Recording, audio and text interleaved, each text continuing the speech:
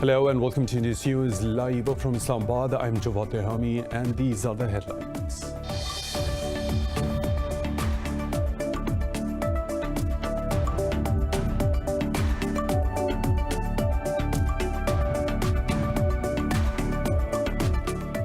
Iran's former President Ahmadinejad says U.S. sanctions on Tehran are ugly and immoral. In an exclusive interview with Indus News, the Iranian politician said differences between Washington and Tehran can be resolved through respect and justice.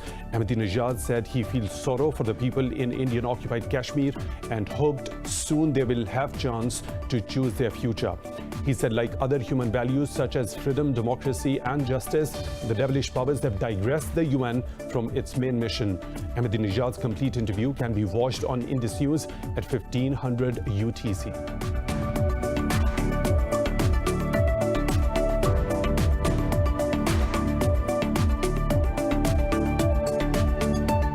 In Afghanistan's northern Baghlan province, at least 6 security personnel have been killed and 10 others wounded in a Taliban car bomb attack near a military base. The Taliban also claimed to have destroyed a large number of tanks and other military equipment.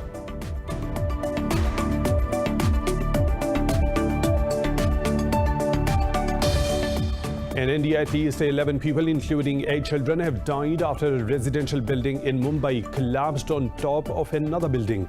Police said the 3-story dilapidated building collapsed on late Wednesday following heavy monsoon rains.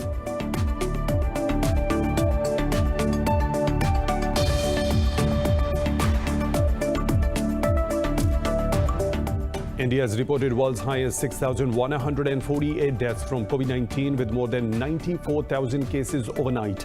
Meanwhile, Pakistan has registered 76 fatalities and just over 1,300 infections in the past 24 hours. The global number of coronavirus infections has crossed 174 million with more than 3.7 million deaths.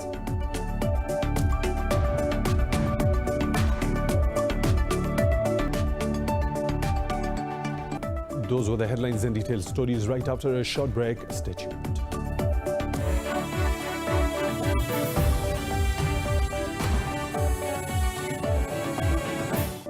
Welcome back, and now for the news in detail. Iran's former President Mahmoud Ahmadinejad says U.S. sanctions on Tehran are ugly and immoral. He said this during an exclusive interview with Indus News. The Iranian politician said differences between Washington and Tehran can be resolved through respect and justice. Ahmadinejad said he feels sorrow for the people in Indian-occupied Kashmir and hoped soon they will have chance to choose their future. Commenting on UN's role in resolving international issues, he said UN General Assembly should rule instead of Security Council. He said, like other human values such as freedom, democracy and justice, the devilish powers have digressed the UN from its main mission. He continued to say that Muslim countries' unity can give rise to a powerful bloc. Ahmadinejad's complete interview can be watched on Indus News at 1500 UTC. President Joe Biden says the U.S. will respond in a robust and meaningful way if Russia engages in harmful activities. He arrived in the UK on his first international visit since assuming the office in January. Addressing U.S. troops in Britain, Biden said Washington does not see conflict with Russia. He reiterated Washington's desire for a stable and predictable relationship with Moscow. Meanwhile, the U.S. president also hailed his country's unwavering commitment to the NATO alliance, but stressed that the alliance needs to modernize and expand its cyber capabilities to meet challenges. During the 8-day trip, Biden seeks to rebuild transatlantic ties strained during the Trump era and to reframe relations with Russia. At every point along the way, we're going to make it clear that the United States is back and democracies of the world are standing together to tackle the toughest challenges and the issues that matter most to our future. That we're committed to leading with strength, defending our values, and delivering for our people. Biden will meet Russian President Vladimir Putin next week after separate summits with NATO, G7 and European leaders. U.S. Defense Secretary Lloyd Austin has issued a directive to revive alliances and boost deterrence to counter China. The internal directive builds on the final recommendations from Pentagon's task force on China. In a statement, the Pentagon said the initiative aims to streamline cooperation with allies, particularly in the Indo-Pacific. It said the efforts will accelerate the development of new operational concepts. However, the details of the initiatives, some of which are classified, are still unclear. The Biden administration's defense budget has called for shifting billions in spending to modernize the military to deter China. Beijing has repeatedly dismissed such actions by the U.S. as hysterical, driven by a Cold War mentality. In Afghanistan's northern Baghlan province, at least 6 security personnel have been killed and 10 others wounded in a Taliban car bomb attack near a military base. The military has confirmed the attack on the base located in Bagh-e-Shamal area of the Pule-Kumri city of the province. The military said the explosive-laden car was intercepted by the security forces before reaching its target. However, the Taliban also claimed to have destroyed a large number of tanks and other military equipment in the attack. In the West Bank, the death toll from Israeli forces' attack on Palestinian security officers has risen to 3. The Palestinian Ministry of Health said a critically wounded civilian succumbed to his injuries. Israeli forces raided the town in Jenin city and opened fire on security personnel outside the Palestinian military intelligence headquarters. Palestine's president's office has warned that the killing of Palestinian officials is a dangerous escalation. In a statement, the presidency said the Israeli government will be responsible for the consequences of these actions. Israeli media says the occupying forces were conducting an operation to arrest 2 suspects. But the Palestinian Authority says the Israeli Defense Forces did not inform them about any such operation. An Israeli court has postponed hearing an appeal by Palestinians against the decision to forcefully expel their families from eastern Jerusalem. The families reside in the predominantly Palestinian neighborhood of Silwan on the outskirts of the old city of Jerusalem. Palestinians held a protest demonstration in front of the court against the decision to delay the hearing. Israeli occupation forces assaulted the protesters and arrested a young man. A Russian serviceman has been killed in a bomb attack on a military patrol vehicle in the Syrian governorate of Al-Hasaka. The Russian Defense Ministry said 3 other soldiers were wounded in the explosion. The ministry said that the armored vehicle was detonated with unidentified explosive device. It added that the wounded soldiers are in stable condition. In Iraq, multiple rockets have targeted 2 Iraqi military bases hosting US-led coalition troops. In a statement, Iraq's Joint Operations Command said no one was hurt in the rocket attack. It said 3 drones attacked a military base next to Baghdad's airport, but 1 was destroyed. Attacks on Iraqi bases have increased since the US assassination of Iranian General Qasem Soleimani in Baghdad last year. Over a dozen rocket strikes have targeted bases and Baghdad's green zone since US President Joe Biden assumed office this year.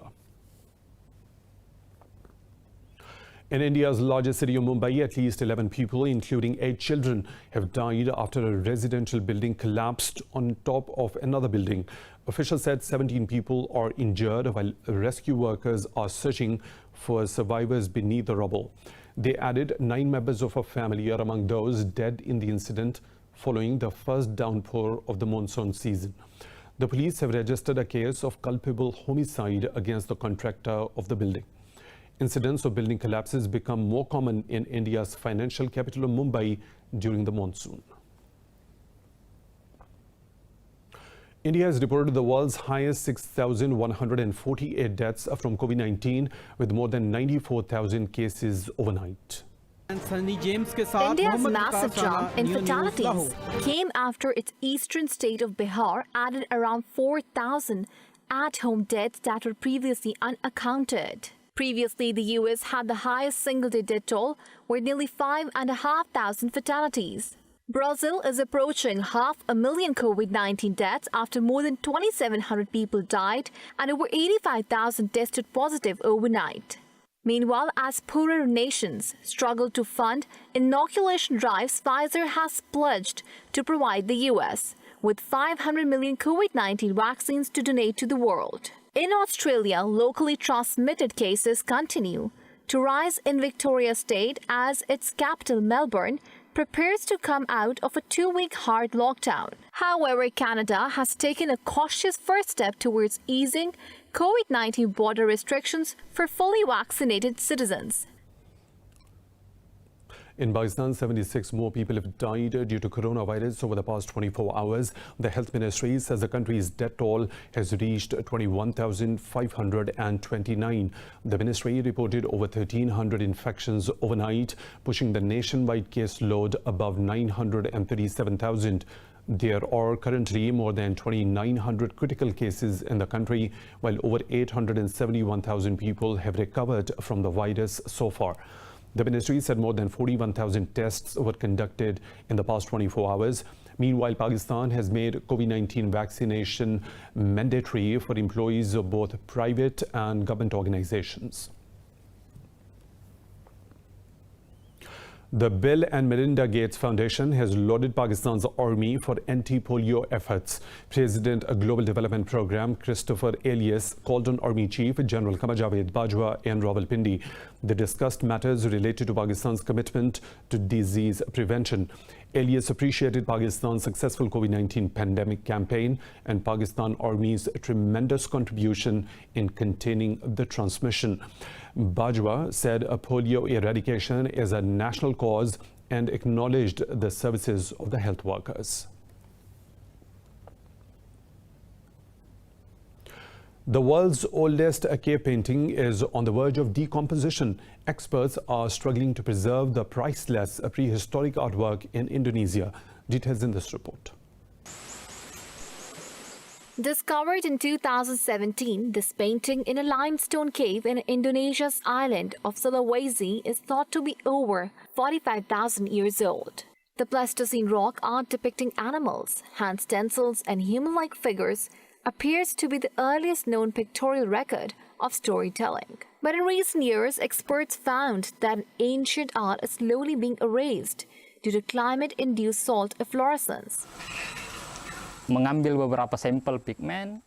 We took some pigment samples and analyzed them in the lab. Finally, we came to the conclusion, as we already know through the published study, that the art is peeling off the wall because of climate change. It is accelerating the exfoliation of the cave surface. Warming temperatures and the increasing severity of El Nino events have expedited the exfoliation process. Faktor kerusakan. The biggest damage that we encounter on the field is the occurrence of peeling. The pigment that makes up the image on the cave wall is peeling off. The pigment is peeling from the wall. If we look at it in detail, it's not just a pigment that came off, but the stone surface where the pigment is attached to is also peeling off.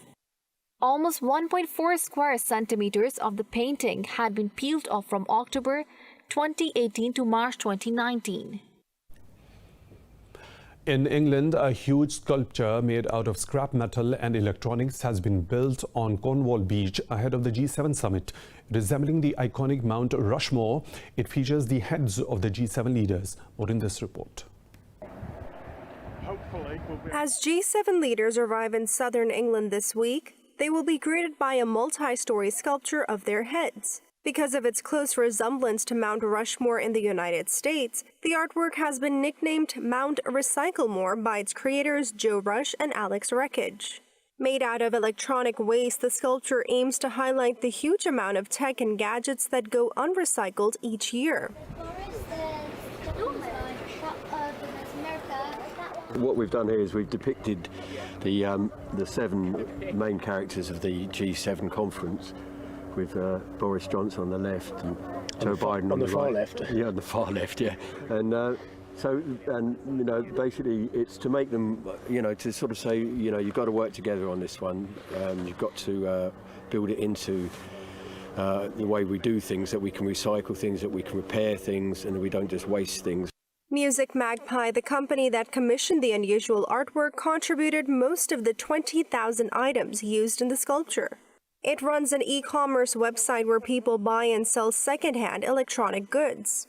70% of the toxicity that goes into landfill comes from e-waste, and actually we're the UK's biggest mobile phone recycler at Music Magpie, and actually people don't know in that phone there's some really precious metals. So there's gold, there's silver, there's platinum, but there's some really also very nasty ones. So there's lead and there's mercury and there's even arsenic. According to the United Nations, over 53 million tons of e-waste was generated worldwide in 2019. This was 9 million tons more than 5 years earlier. It's a time for a short break. We'll be back with more stories. Stay tuned.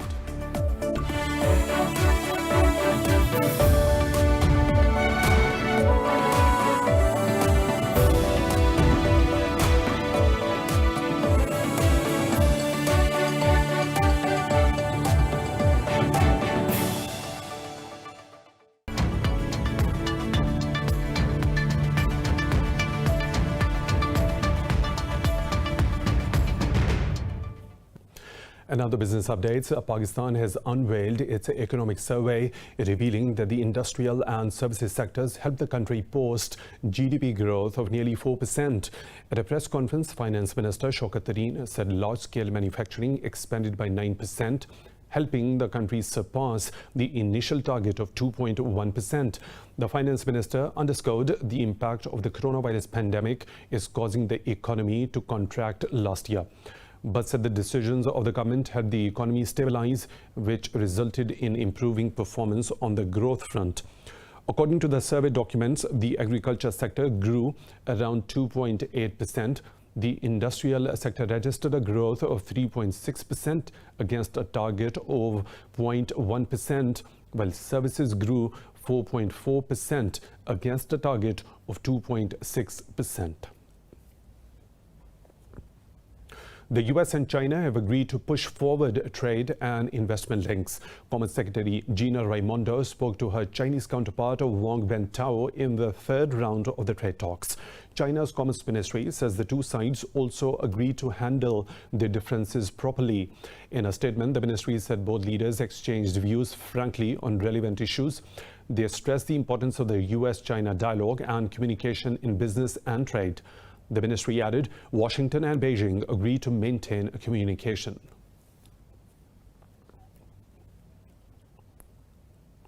El Salvador has become the first country in the world to adopt Bitcoin as legal tender. With 62 votes, lawmakers approved President Nayib Bukele's proposal to accept the cryptocurrency. Bukele says the use of Bitcoin will help Salvadorans living abroad to send remittances back home. Under the law, Bitcoin must be accepted by firms when offered as payment for goods and services. Its use as legal tender will begin in 90 days with the Bitcoin-dollar exchange rate set by the market. Cryptocurrency supporters hailed the move, but its impact on taxation or adoption in other countries remains to be seen. China has arrested more than 1,000 people suspected of using the profits from crime to buy cryptocurrencies. On its official WeChat account, the Ministry of Public Security said police busted more than 170 criminal groups involved in using cryptocurrencies to launder money. The groups converted illegal proceeds into virtual currencies via crypto exchanges. It added they charged their criminal clients a commission of 1.5 to 5%. China's Bitcoin mines power nearly 80% of the global trade in cryptocurrencies, although trading is banned. European bourses are struggling for direction as global markets gear up for the latest inflation reading from the US. The Pan-European Stock 600 and Frankfurt's DAX are trading flat. Italy's FTSE MIB has dipped over 0.5%, while the CAC 40 in Paris has also shed fractionally. However, London's FTSE has gained marginally. Earlier, most Asian stocks traded in positive territory.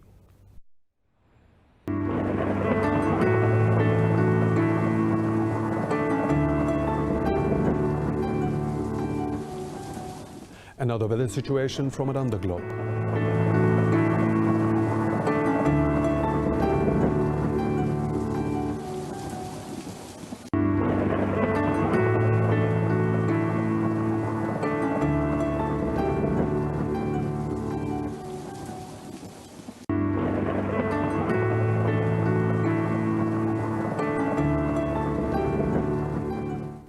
And that's all for now. With the latest updates, you can follow us on social media at IndusNews.